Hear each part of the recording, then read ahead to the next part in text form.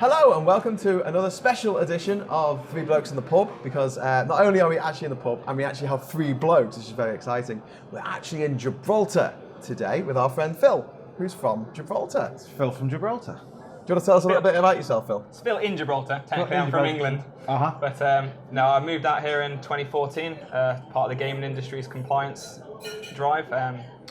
Worked for the largest online bookmaker in the world, the largest casino group in the world, and you know, it's enjoyable. There's a lot of that down here, I hear. Sorry, I'm Jason, by the way. Jason J. Hunter. You'll find me on Twitter. I'm Graham Hughes, at Every Country, on Twitter. And yeah, so today we're going to talk about Gibraltar and the consequences of leaving Gibraltar, leaving the EU on the rock.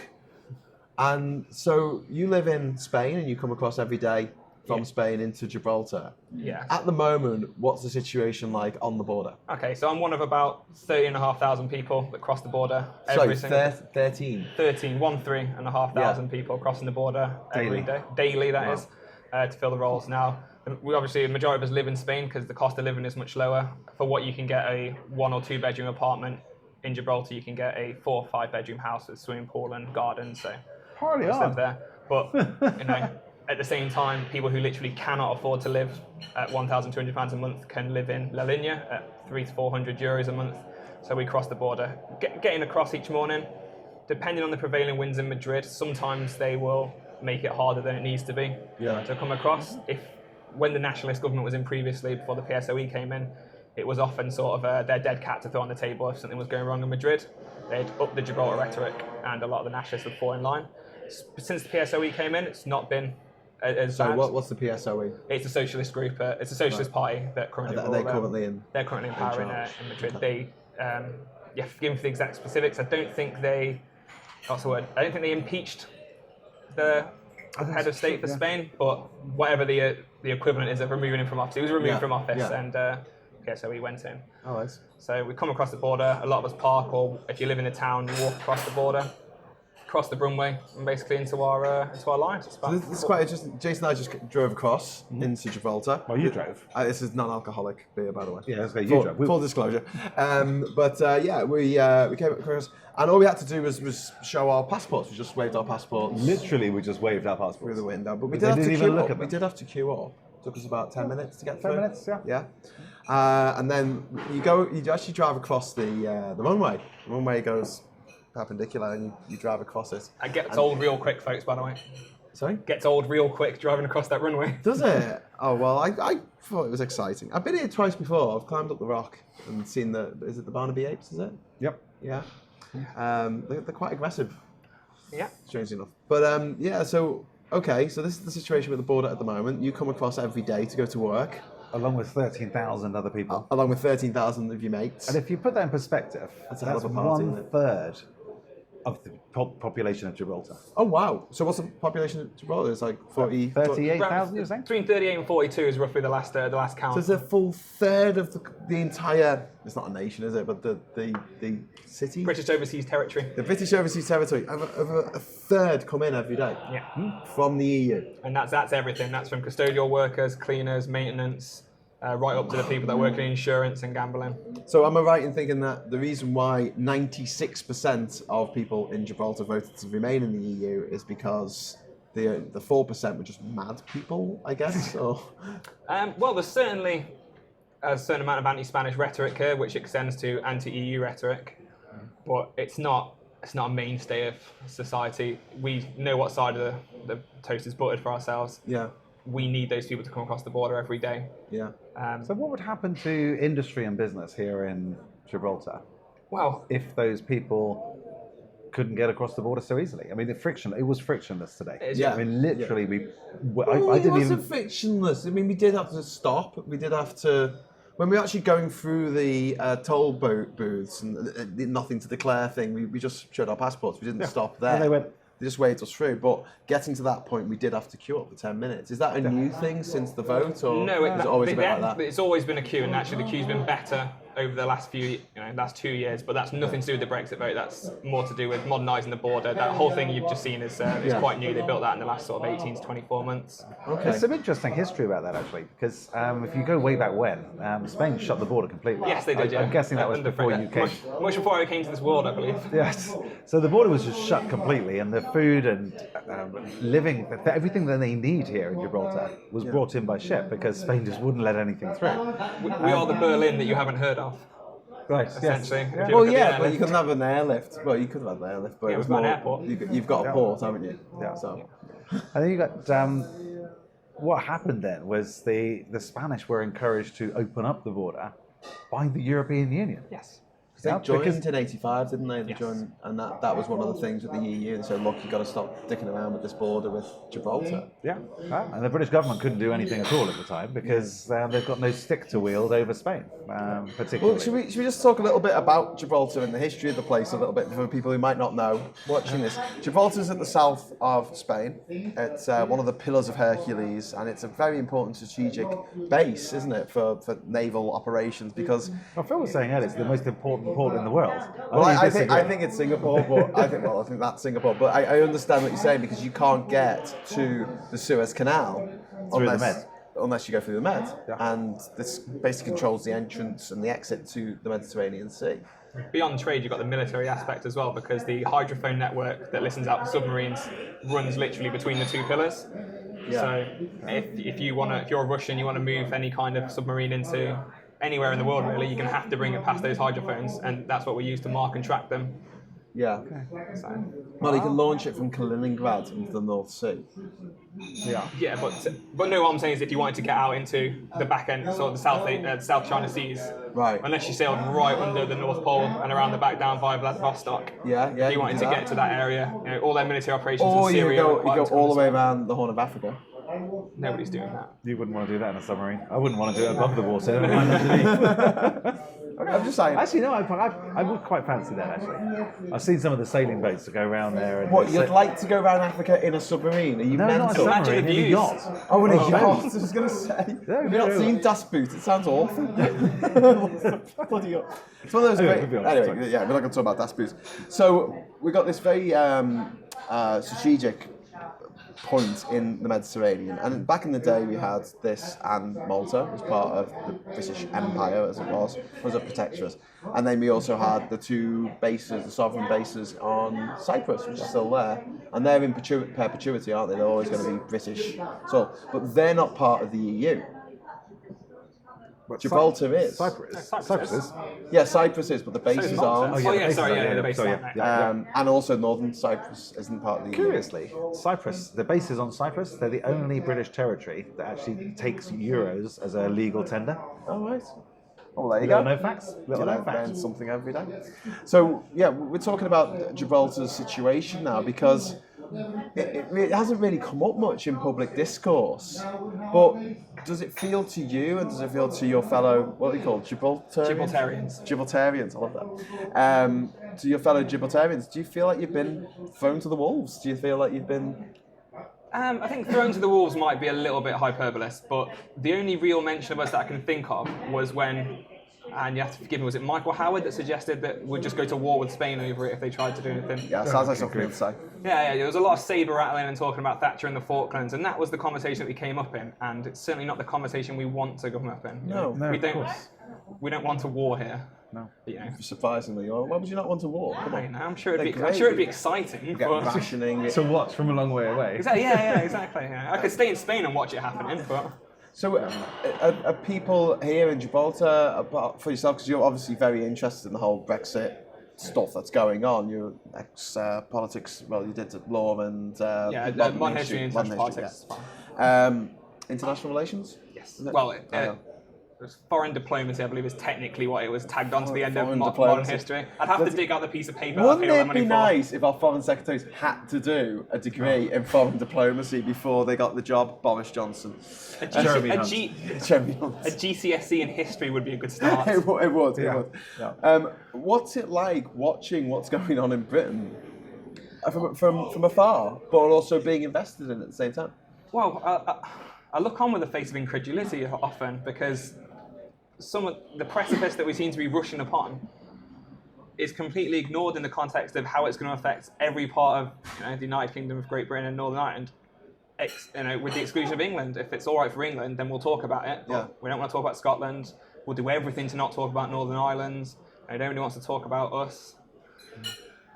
Well, there is a clause in the withdrawal agreement that says that Spain has a specific discussion Spain to have with the Spain United will have a Kingdom. veto against anything that involves Gibraltar because obviously they believe they have a. I don't really want to get too much detail, but they think they have a sovereign claim to the land. But they've said, as I understand it, Madrid has specifically said we're not going to go over the old sovereignty question again.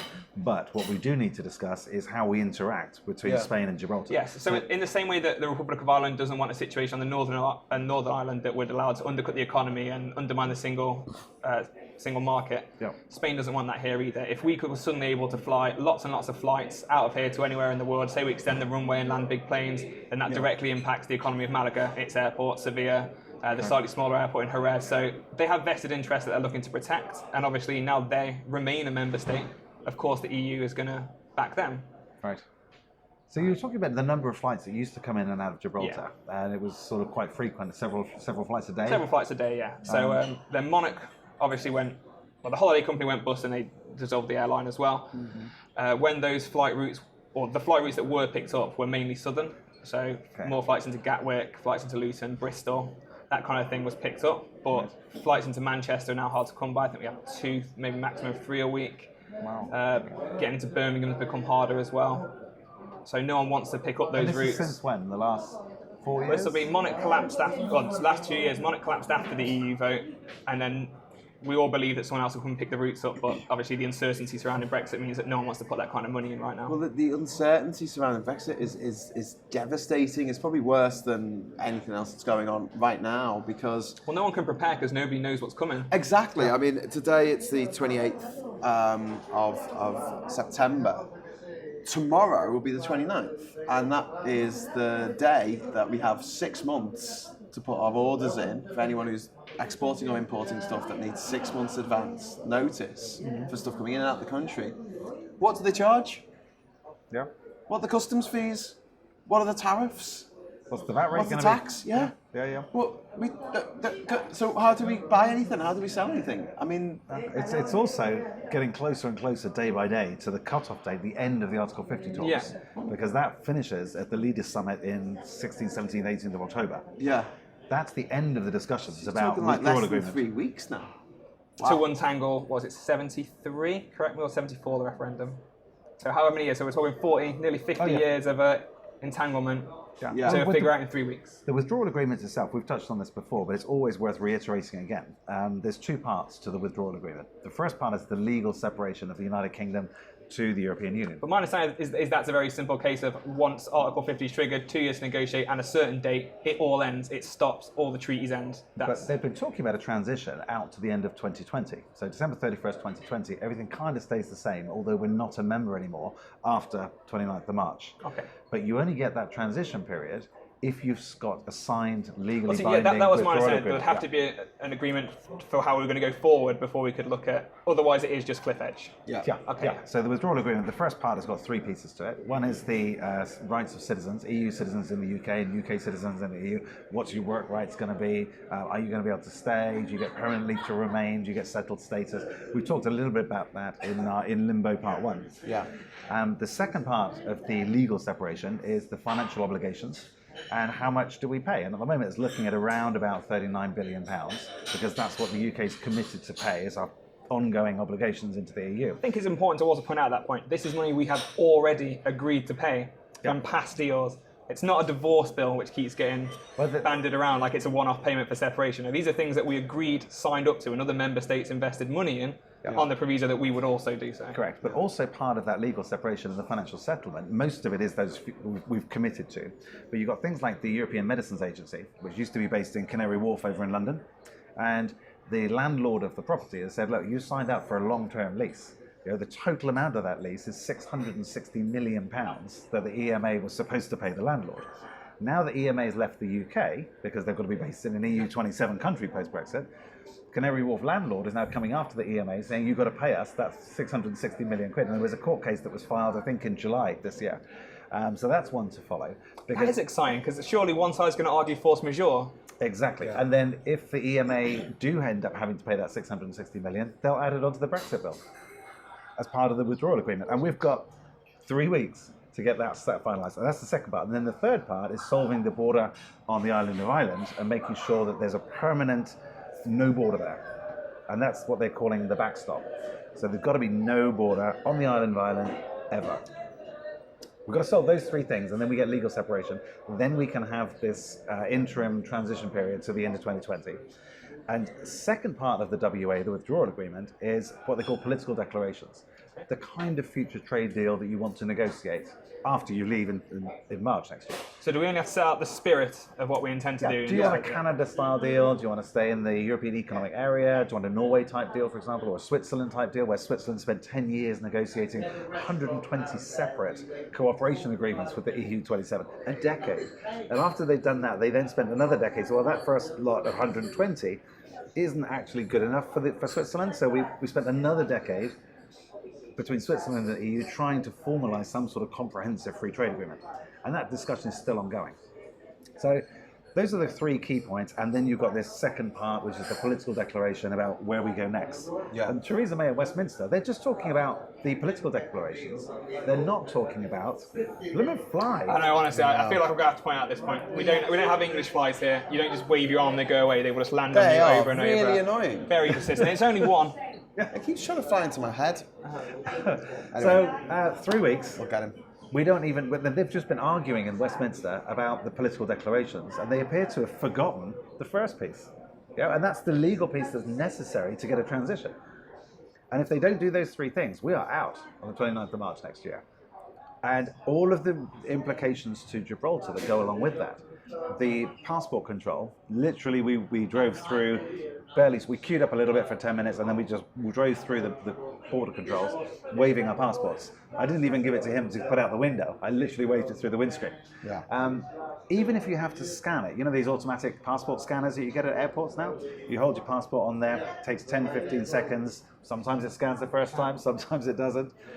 If you have to do that 13,500 times a day, well, I can imagine the queues. Well, you don't have to imagine the queues. You can actually do a bit of Googling, because when the Spanish built the new border facility, they put those exact scanners you're talking about in, spent a lot of money on it, and insisted that everybody scanned through it.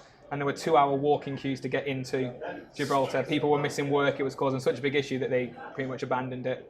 Oh, wow. Okay. Those machines still sit there. Maybe 5 or 6 out of 50 people use them. If you've got a European ID card, if only, you could scan that in, and that works every time, because it's got a chip in it. Yeah. So what's going to happen then? I know you can't say in the distant future, but what are companies doing now in Gibraltar to protect themselves from the fallout of Brexit? Because surely a lot of companies that work here operate around the EU. Suddenly, anything they export to the EU, whether it be goods or services, I'm guessing it's mostly services. I'd say it was almost all services. All services. But they're going to be hit by tariffs, aren't they? Absolutely. So what prep work is being done? The problem is, preparation costs a lot of money, and really, if you've got to know what's going to happen and able to prepare well and spend that money properly. No one's just going to throw money at 67 different hypothetical scenarios. So honestly, we don't really know. Specific things that industry has taken, especially the gambling industry, is at the KPMG summit this year. Basically, when asked what's the one thing the industry can do now that regardless of what happens would be a good idea, it was to obtain a Maltese gambling license. So most gambling companies here have gone and obtained that Maltese gambling license. But they can still operate from Gibraltar? They could theoretically operate from Gibraltar in terms of offering their services to the rest of Europe via them being registered in Malta and having offices over there, but they could keep some of their operations here. Could they still use that same license in the United Kingdom if that's a third country? No, but not for the reasons you think. That's because the UK Gambling Commission have basically said that if you want to trade UK customers, you must have a UK license. No matter where you are in the world, if you want access to the marketplace, you need a license. Which is why when people say if you regulate, industry will leave, it's a lie. Because it's a marketplace people want access to. Yeah. If you charge them or put positions, they will come into it. Okay. If there's value to them. So these are people like PokerStars, Bet365 and 888 Poker and all that sort of thing. Yeah. So they're registered in the UK and in Gibraltar at the moment, licensed, are they? Yeah, licensing, yeah. Okay. And then they're now going to get a third license in Malta. Correct. So that they can I say third license, they're probably fifth or sixth because they'll also have them in other countries, but that's probably drilling down too far. Okay. But yeah, they are all obtaining a secondary EU license to try and Why get... do they need a separate license for Gibraltar as they do for the rest of the UK? It's to do with the UK Gambling Commission's expectations and the way we're regulated by the Gambling Act. It's their belief that needs to be enforced, and nobody has challenged it in court because you don't take your regulator to court because that's... No, it's not a good, not a good move, is it? You want to be You'll have your books open every single day. Yeah, you've got to be line by absolutely line. sure. So where did that 25 pence come from?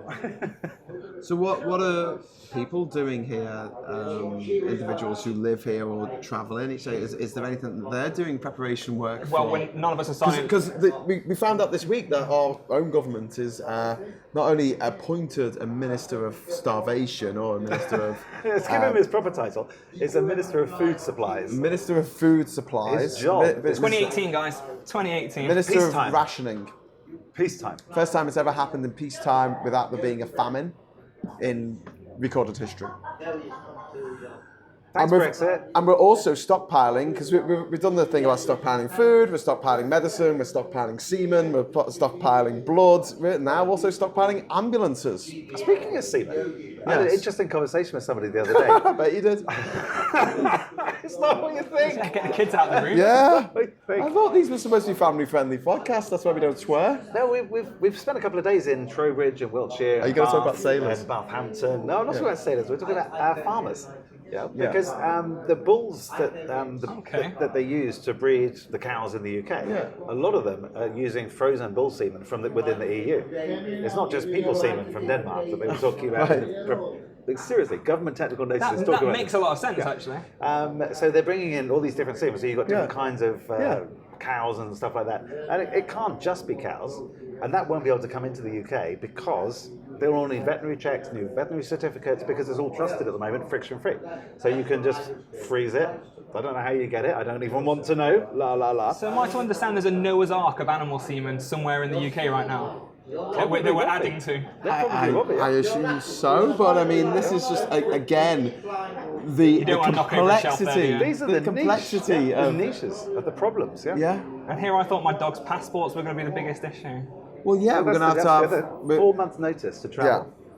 Remember those days when you used to have to, if you took your dog on holiday, you had to be in the pound for 6 months, was it? We're going to have to go back to that, aren't we? Yeah. Well, 4 months they're talking about. You've got to get your animals checked out, certified by a vet 4 months before you travel with your pet outside the UK.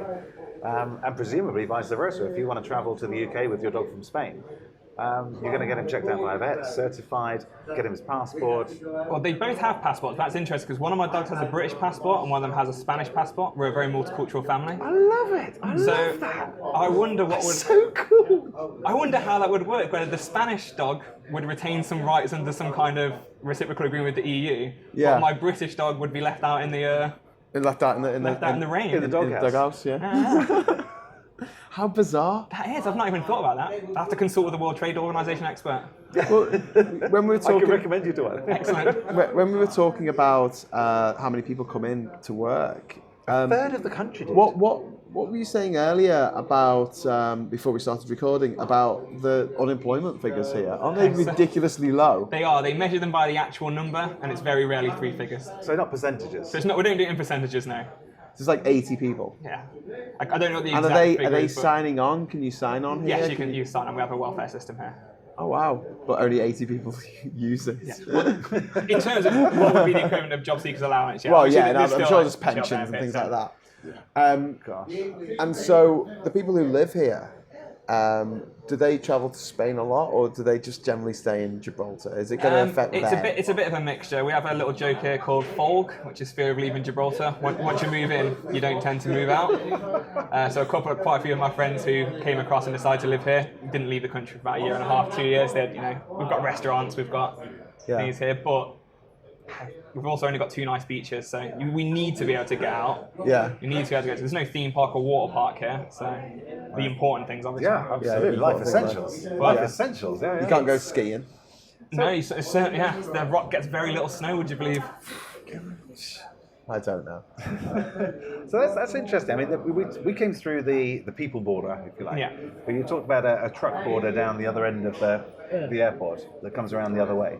Yeah. And that, again, that was, the Spanish played silly buggers with that once as well. After the border was opened up, and the Gibraltarians went to Westminster and said, guys, like, help us out. We're a British overseas territory here. And the Spanish are just deliberately queuing up to traffic. Yeah, by the time the truck actually gets across the border, our perishables are gone. Yeah. Yeah, they're rotted. They literally come out the back of the lorry, and the lettuce is dead, and the fruit's gone. Gibraltar at that point, then, because the Westminster couldn't help, because we had no clout over Spain, they went to the European Commission again. The European Commission then sent down teams of observers over a 2-year period, 3 separate sets of observers to look at how Spain were managing the border. And then they went back to Brussels and wrote out some specific documentation as to how the border here should be managed and let it be sort of free-flowing almost, or more smoothly flowing. And it was the EU Commission that laid down those laws to Spain. People call the EU protectionist, but it's protecting us. Us British people, it's protecting us. Us. Yeah, so we are British subjects, and as subjects of Britain, we were, we're in theory members of the EU. Yeah. So yeah, we were being protected by the EU. But that's the thing. Not Westminster. How have we come to this point in the political discourse where being protected has been a bad thing? We're protected against cheap crap import, especially with food, dangerous imports from China, cheap nasty food from America. Our farmers are protected against their trade being lost because it's easier it's cheaper to grow grain in the Middle East or in northern Africa or somewhere. I've never answered a question with 2 words before in my life, have you? The 2 words are nanny state, and the clever way that they've managed to make anything that sounds like it's protecting people, this idea of a big brother society that you give them a yard, they're going to take a mile. Should have said give them an inch, I'll take a yard. This idea of the nanny state as well, which is put about by people like Lord Rees-Mogg, who actually has a nanny. Ironically, there's every chance he misunderstands what a nanny state is. he might think it's a state run by the class of people that become his nanny. Ah, right, okay. Which might explain his aversion to it. Things. But when they say the nanny state, I find it just absolutely reprehensible that they're saying, well, what we should do is take away the health and safety regulations. We should take away the fences that go alongside our railways, and if a kid runs onto the track, well, you've got to make a few omelettes. One eggs to make an omelette. One less mouth to feed. I wouldn't be surprised if that was their genuine position. But the nanny state is really weird. Hearing it coming from Conservatives who famously don't want people to do what they want with their own bodies. They've always historically been against gay rights, gay marriage. They've been against abortion for the most part. They've been against drugs being legalised. This is the adults doing what they want with their own body, and the Conservative government in general has said, no, you can't do that. Now it's being turned around to say, no, we want you to be free to do whatever you want, no matter how stupid, because if we try and protect you even from yourself, it's the nanny state. That might be a conflation of 2 issues, because I think a lot of the things you mentioned there are quite religiously driven, with religion being at the heart of old-style conservatism, and we're only sort of seeing a move away from that now. But it certainly is a weird dichotomy of what we say is good for you is good for you. Do you think that even though they're completely unqualified to make these decisions on our behalf, you don't need any qualifications to become an MP. None. All you've got to do is have a few quid, run an election campaign, and if you get more votes than the other guy, you can be a member of parliament and you can represent people. Is it £68,000 a year now? 73, I think. 73 is for a plus basic expenses. MP. I might have a kick at this. At Phil and Gibraltar. Yeah. Sign them up. Make it happen, guys. Do you think that this doesn't really have much to do with Gibraltar? Do you think that the fact that the British society is not as religious anymore has been good in a way for the left, because it means people are sort of thinking about helping each other out more, but bad for the right because the right are now not thinking that they should love thy neighbour, and they're not feeling that they should have any obligations to, I don't know, feed the poor or be nice to the meek or do any of the nice things. I think the kind of people that did those things, help the meek and love thy neighbour, did so not necessarily because it was Jesus' words, just because that's what they would have done anyway. In the same way, I don't think a loss of religion turned the left from being, foaming communists loving Stalin to suddenly being maybe just be nice to each other and make sure no one starves to death. I don't necessarily. How dare you say that? That's disgraceful. Nanny state. Let's not let people starve to death. Nanny state. This is a situation we get into. So you were saying about trucks coming in to Gibraltar. Oh, yes, yeah. So at the moment, that's relatively It's straightforward. relatively straightforward. They come in, they weigh on the paperwork goes through. One piece of paper. Yeah, legally speaking, nothing will change in terms of when we exit the EU, in terms of how that border operates. That's the line the Gibraltar government like to throw out. It is a hard border. It will remain a hard border. So in theory, nothing should change overnight. Right. Except for the whole logistical nightmare of reaching that border. Yeah. But they don't like to talk about that. How do you mean? Well, so we met at Morrison's, Yep. British supermarket chain based in the north. They literally get delivered food from Morrison's depots in the UK. So it gets on a truck and it comes in.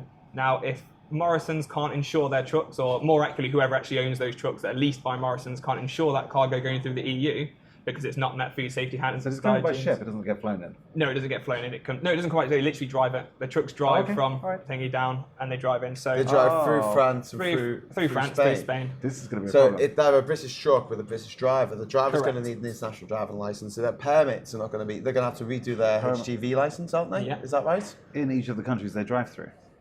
Because the UK certification agency, who actually grants those driving licenses and your ability to carry different products in the back of your truck, truck drivers get those certificates at the moment from a UK agency. Yeah.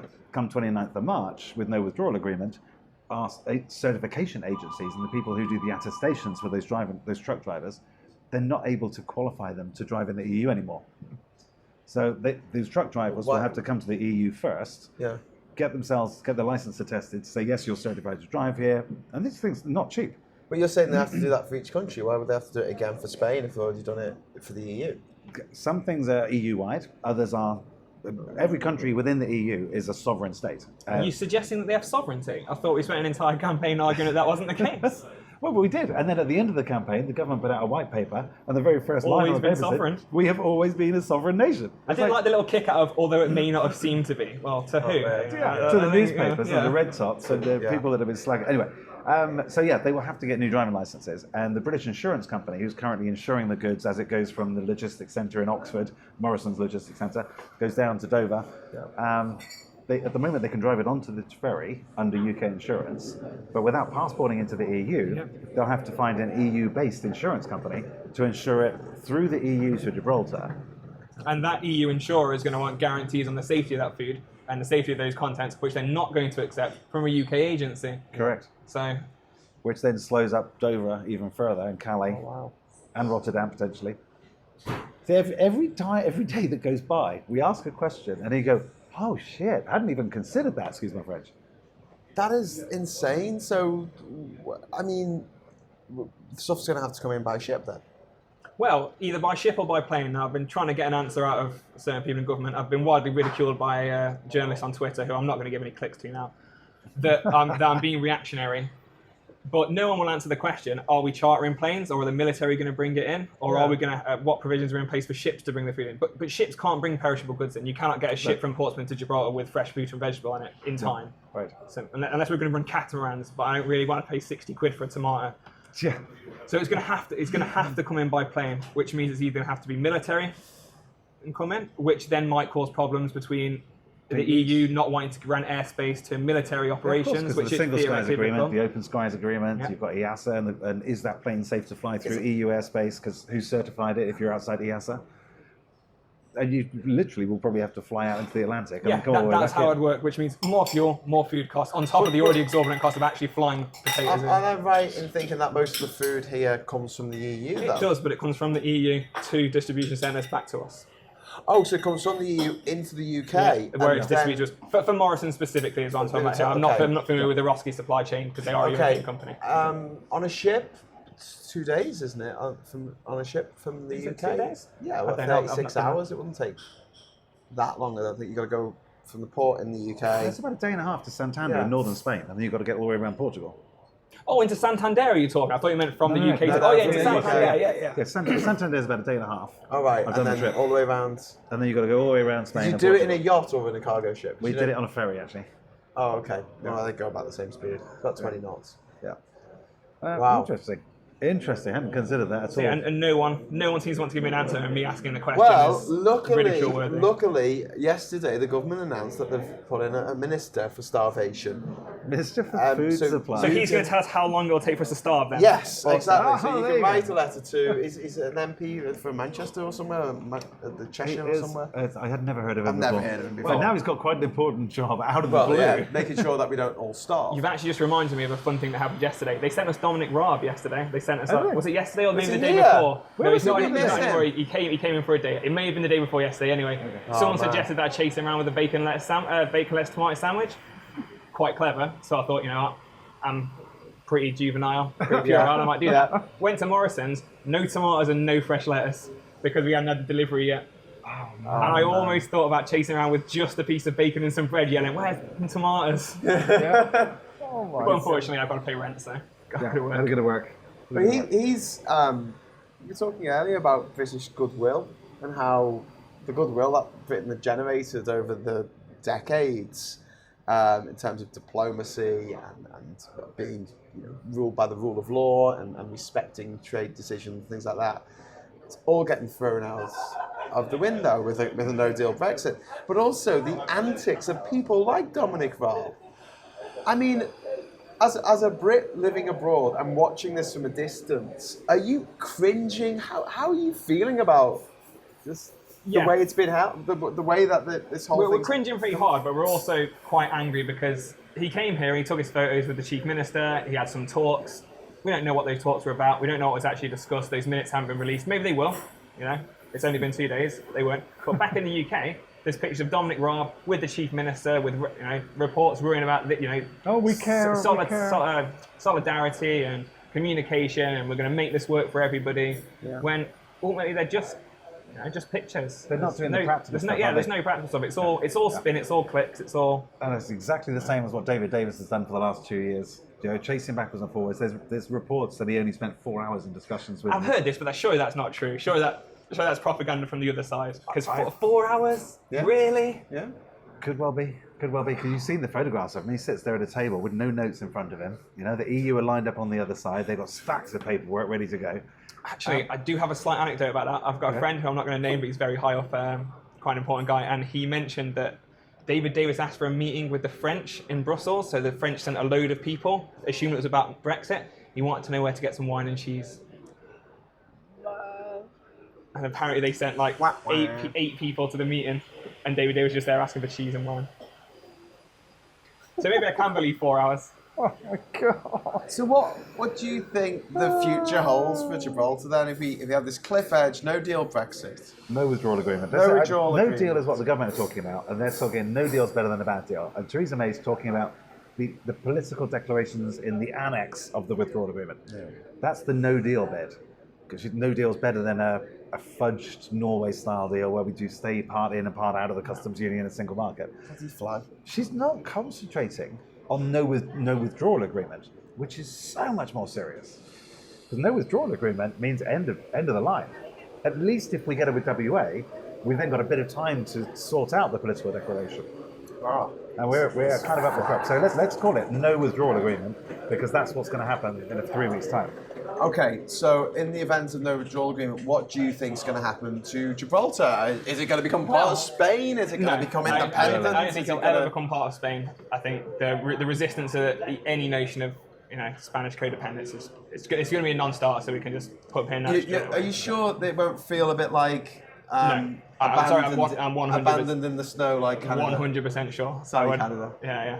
I would stake down my life. Gibraltar will never cede itself to the Spanish. So this is a bit of a sort of tyrannical power relationship, really, isn't it? Because it doesn't matter how badly the rest of the UK treats Gibraltar. Gibraltar's just going to go, oh yeah, but I still love you. Well, what's that? It's He not only hits me because he loves me so much.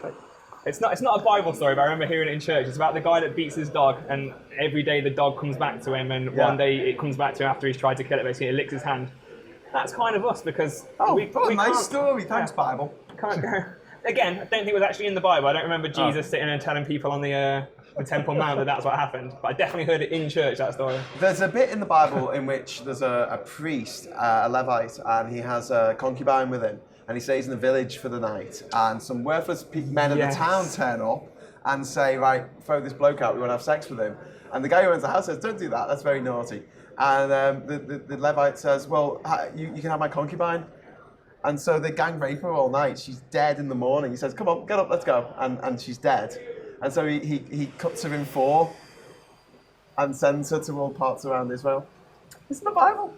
Well, I don't remember hearing that one in Sunday school, so maybe the dog is a boiled down version of that story. You know what I mean? They're going. I don't know how we got into that. What? That's like, No, what? just- In terms of independence, though, yeah. I really don't think that's possible because of the military base and the runway. I don't think. Okay. 'cause Tell us a little bit about the military base. Okay. So you touched upon the fact that obviously Gibraltar's a strategic entity for the United Kingdom. That's it. Most important port in the world. Yeah, we're going to keep hammering you that Apart one. from It's not Singapore, Singapore. So it's got. And Liverpool. It's got deep water, which is good, so we can bring big ships in. We had the I'm going to get slaughtered for this. What's the giant new aircraft carrier called? Queen Elizabeth. Queen Elizabeth. Yeah, so that came in, and that was fine. It could. You know where you are, right? Yeah, I know. You know who the Queen is, right? Roughly. I'm going to call her princess anyway. She's that girl with the American granddaughter, right? Yeah, yeah, Is that yeah, the one? yeah, Yeah, okay. Yeah. So that came. We have obviously the nuclear submarines come in. The American nuclear submarines come in. A fun story I linked to you the other day, actually. When our last nuclear sub was leaving, the Garda Civil boat just decided to sail around it as it, for laughs and giggles, and they had to fire on the Spanish boat to tell them, no, this is an armed nuclear submarine. You need to please leave the vicinity. They fired on it. But fired warning flares. So as good as firing ammunition, but that's a common occurrence. We fire warning shots at Spanish vessels all the time. Wow. Our That's like the NATO French. allies, it's important to mention. It's like the French with sort of throwing things at the British fishermen the other day. And Kind of, except instead of having some scallops and a boat, we've got nuclear weapons Yeah. and a population and an important oil terminal. Yeah. But so the military base, big ships, big submarines can come in. We've also got Z docks for submarines. We've got dry docks for ships. What's a Z dock? My understanding of a Z dock is a specific dock for submarines to go in and out of, essentially whilst concealed. So they're still underwater, they go in, then the cover comes over and they drain the dock. But someone will probably go in the comments and say, "What's this idiot talking about?" That's not what a Z Sounds dock like very is. sort of very James Bondy things. You know who resolved that British-French scallop farming fight? Was it Nigel Farage? No. No. They went to Clamnesty International. Get out. This interview's over. Okay, so I've got to drive all the way back to the UK now. the Drive? port, Where? Well, the to UK? Malaga. It's a long drive. I'm allowed to fly these days. So the port's obviously very important, and if we became an independent nation, we obviously don't have our own navy. So the simple answer of what our greatest commodity would be, it would be that base. We'd lease it back to the highest bidder. Why the UK would allow it to happen, which almost certainly would not be the UK because it would have no economy after Brexit. So I don't know how they would afford to pay the lease. But So you could lease it to Putin. yeah, you can In lease it theory, to the Russians. if we used self-determination, became an independent sovereign state, took control of our lands, then yes, we could theoretically enter into agreement with Putin, with China, with anybody. How the do you highest think bidder. the people who voted for Brexit would feel about that? Well, they'd be delighted, I'm sure. Well, Because they knew what they were voting for. And that's it what they would voted be a for. great example of Gibraltarians taking back Control. sovereignty, Taking back control. of their military base. Ironically, we might be the most likely to take back sovereign control out of all of them. So I just don't think that's an ongoing. On top of that, the runway is also not Gibraltar soil. That's British soil. It's a military defence installation. Oh, so okay. they wouldn't, they Isn't it wouldn't do us shared with that. the Spanish or something you were saying about? No, there was talks of joint control of the airport, but there was an agreement that was struck. How is it British soil? How does this work? Do they import loads of soil from the UK and I kind of dump it? believe that's and go, exactly what it is, rather than a figurative treaty-based So thing. they came with the flag, stuck it in and said, "That's mine now." Yeah, And then it's someone yours, else it's your came land. along and took that flag out and put another flag in, until eventually we ended up with a British military flag, I guess. So essentially, when we came here, we went over the runway because Yes. the road in goes over the runway. So you saw the police. We were in Spain. They weren't Royal Gibraltar Defence Police. So Those were military police that operate the runway. So we went Spain, Britain, Gibraltar. In theory, yes. We were in Britain for a few In theory, yeah. meters. It's an active RAF runway. It's Oh, RAF wow. bases of sovereign soil. So You know the RAF. again, someone can probably correct me there if I'm speaking a lot of crap. Then They will. Don't you Yeah, they worry. will. I'm They sure they will. will. But that is my understanding. Yeah. Wow. So it's Okay, just really it's too important. So independence is an absolute no-go. Okay, so Seceders for the independence Spanish no are go. The Spanish. So what's going to happen? Well, if we can't get 18 to 26-year-olds can't afford to live here, so and won't be able to live in Spain. They simply won't take the entry-level jobs that insurance company and gambling needs, which means those companies will move away to a base where they can get a workforce in. That will leave a big hole in the public coffers, because that is, I don't know the exact proportion, but I can only imagine a big proportion of corporation tax here is insurance and gambling. Yeah. Once that goes away, how they intend to finance the rest of the public sector here, the hospitals, the roads, with just restaurants and tourism and fishing to a lesser degree. Fish! Yeah. Fish! Yeah, Fish! Yay, fish! Yay! Glad someone mentioned if Raj fish. wants a fishing dispute, come here, because there's actually a fishing dispute going on here. Oh, brilliant. Actually, no, take that back, please. Don't No, come here. for Raj, don't worry. So I think it'll just become a result of this will become a poor cut-off area, like kind of how Sweater is in comparison to Spain. Probably pronounced that wrong, I do apologise. I pronounced it wrong in my book. Soiter? I pronounced it as Suter in my book. I'm the audio book of Man of the World by Graham Hughes. One of the best books of the year, apparently. As far as I'm concerned. But yeah, I pronounced it as Suter, and I was told it was wrong. Okay. So it's something, and it's spelled with a C, it's got a U, and E, a T, and an A in it somewhere. But that place is a Spanish enclave, and it's not doing as well as mainland Spain. They actually published their budget came with a very healthy incentive for gambling companies to move there. So literally, they'd go from Gibraltar across the water. They could go. That could work as well. They could just move gambling across the water too. So does the British government pay the Gibraltar government? Because let's be clear here, there is a government here. You have a prime minister, you have a deputy prime minister, chief minister. Chief minister. Her Majesty's government of Gibraltar. So we have a chief minister who's who's the actual politician. Then we also have a governor. Okay. Like a pirate nation. Like a pirate nation. Rock and roll.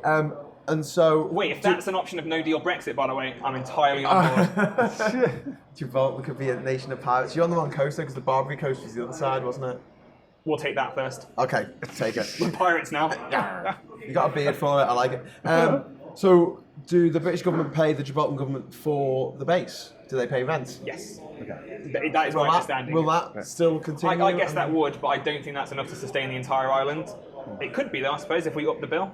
But I don't think we're in the position. I don't think we're the landlords per se in that agreement. If that makes sense, I don't think we dictate the terms of that beyond. Right. It's a really nice area you've got there. Let us keep our ships there. Okay, and so personally for you, what are you going to do?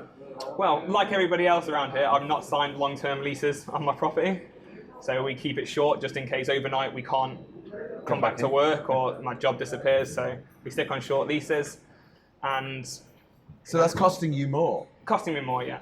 My absolute fallback position would be just having to suck it up, move into a 2-bed or a 1-bedroom above a shop somewhere here with my 2 dogs, and wait until I could try and get a job back in the UK. But unfortunately, my area of anti-money laundering, counter-terrorism, financing, not a great deal of jobs in the UK because all the there should be. We need people here. If you look at the state of our parliamentarians, and not all of them.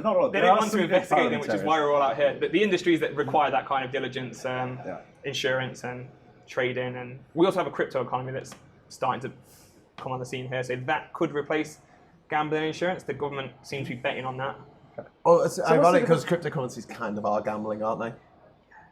Yeah. Except more of a cult. With less regulation. Less regulation and more like a cult. Yeah. You've got that one annoying friend who goes on and on and on about Bitcoin. But you have got that really annoying friend. Really, just shut up. But now he always picks up the bill and has a nice car, and you start to think, should I have been listening to him 5 years ago? That's so not true. Anyway, go. So what's the difference between Gibraltar and the Isle of Man? Instead of going across the water... They're different places. I know they're different places, and they're quite a long way apart from each other.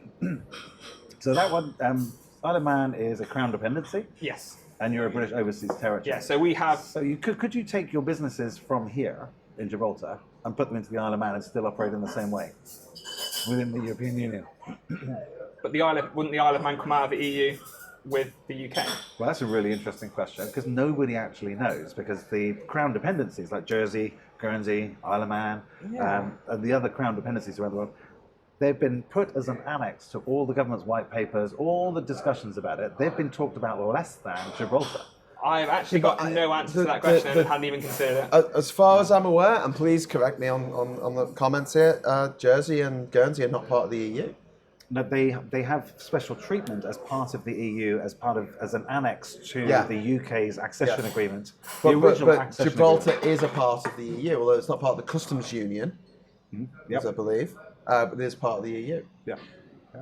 Because it's Great Britain and Gibraltar. Okay. Great Britain and Gibraltar, or UK and Gibraltar?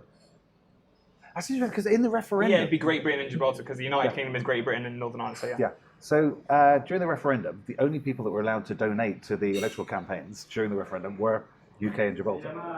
Okay. Yep. You could only have funds from those sources coming in, and that's why there's so many questions about where the money came from for the Leave campaigns, because there's like £8.3 million donated to Leave EU by one guy. Where did he get the money from? Well, Russia. Well, I don't know. Allegedly. As long as we don't name him, then we can say all the smearing comments we want. Aaron Banks got his money from Russia via a load of blag diamond mines in South Africa. I'm glad my full name isn't on this because I can't be named in the deposition. Graham Hughes at every country, and if it's not true, you can sue. Thanks. That's the thing about libel, is they have to prove, it's not true. Yeah. Now, I heard that he didn't get his money directly from Russia, even though his wife's Russian, and he's got these great contacts. Didn't he get it via the investments in his African mining firm, allegedly? Well, no, it actually came from his business partner. Okay. Because Aaron Banks was actually not doing very well financially. His businesses was losing tens of millions of pounds in that particular year. Well, I've never heard of him until the whole Brexit campaign, and now apparently he's a billionaire. So as if by magic.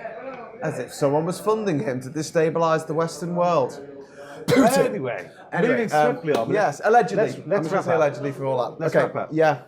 Phil in Gibraltar. At Phil in Gibraltar. At Phil in Gibraltar, yeah.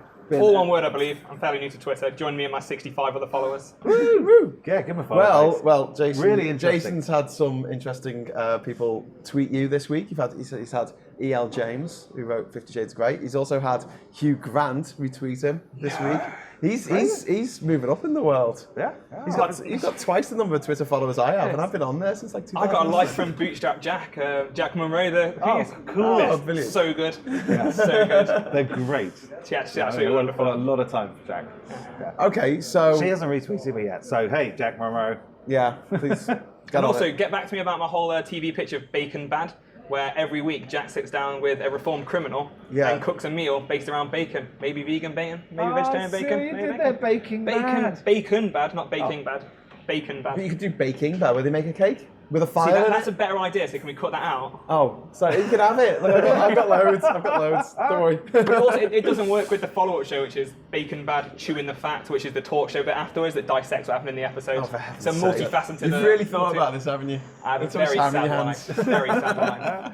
Listen, do me a favour. Yes. Come and do some anti-tax evasion and anti-tax avoidance investigations over in Westminster for us, will you, at the House of Commons?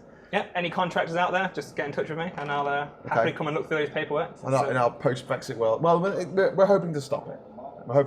That's the plan. Tax evasion. No, well, yeah, tax evasion, but first of all, let's stop Brexit. Good idea. Well, yeah, I like it. Let's stop Brexit, and we can be the two altruistic people here, because as you said, you would probably benefit personally from a Brexit in terms of your expertise. Yep. So would I, because my expertise is lining up multiple jurisdictions' rules and making it compliant. I also have a private island to run away to in the Caribbean. So is that in the same way I have an acre of the moon? No, it's a legit island. The fact that he's been to every single country on the planet without flying, that's the second most interesting thing he's done. Apparently so, yeah. He won an island. You won an in island? the Caribbean. In a game show. In a game show. In America. No, I did know this. I'd heard that before.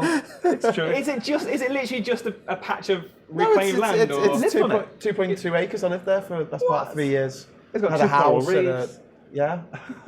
Where's it off the coast of Panama? Panama, yeah. It's just 20 minutes from the Blokes del Toro. I always fancy going to Panama. I might hit you up for a couple of nights on the island. Yeah. Do you need a caretaker? Yeah, I do actually. If anyone's looking... No, job's taken. Oh, job's taken. You'll have to live off grid, but you'll have the internet, so... Literally, if my partner heard you say that, she would be like, oh my god, he's leaving tonight. Fantastic. Well, thank you very much. It's been a pleasure. Thanks so much for having me, guys. And you always know where to find me. So. All right. Fantastic. Wrap it up. Thank you very much. And as always, stop Brexit. Stop Brexit. Stop Brexit.